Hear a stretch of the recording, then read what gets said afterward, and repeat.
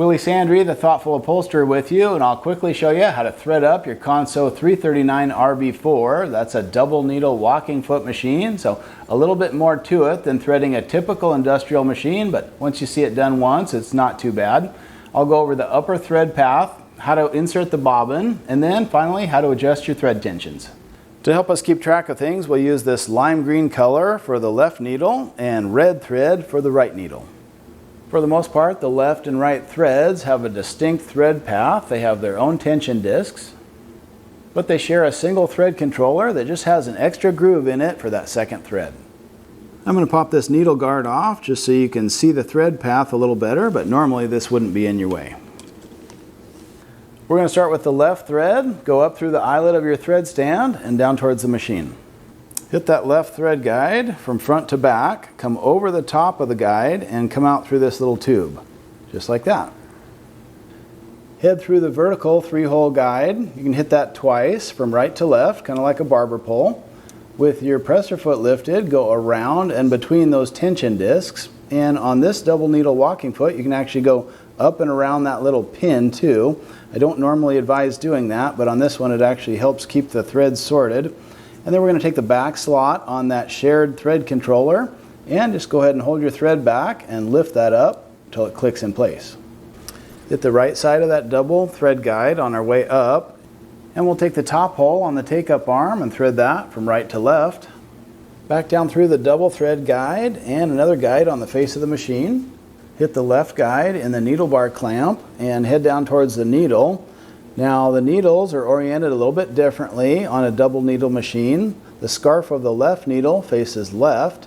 The scarf of the right needle faces right. Just remember that the scarf will face the rotary hook. And we'll thread that left needle from right to left. And I personally love that slotted presser foot, so handy.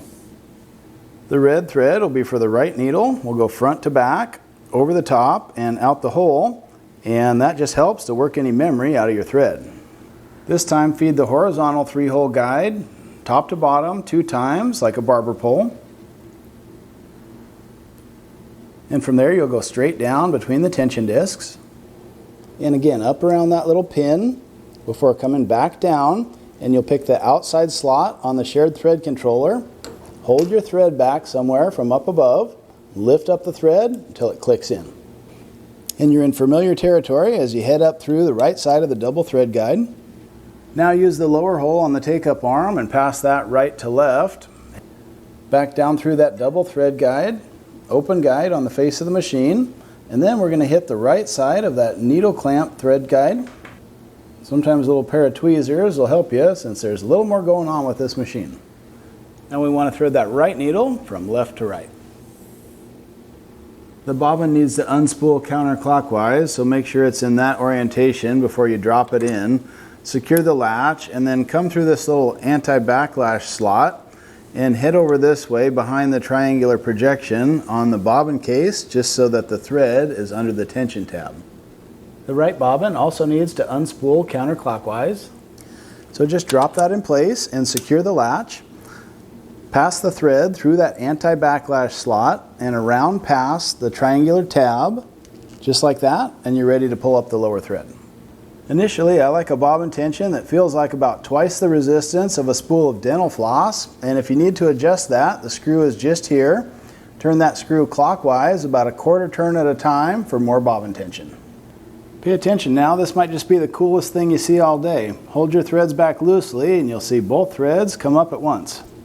Pass an object through to pull up your lower thread and close up your slide plates.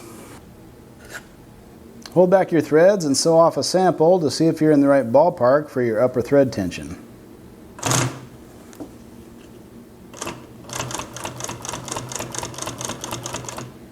The stitching looks really good up top with uniform 1/4 inch spacing there. And on the underside, I can just see a little bit of the green showing through, so I'll increase the upper tension, but only on the left side.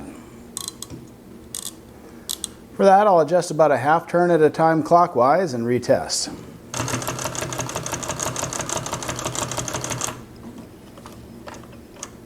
And just with that simple adjustment, it looks really good now. And remember, if you ever get loose loops on the bottom of your material, just try increasing your upper tension. Well, that's all there is to threading up your machine. Also look for dedicated topics on the Consew 339RB-4, including machine overview and troubleshooting common issues.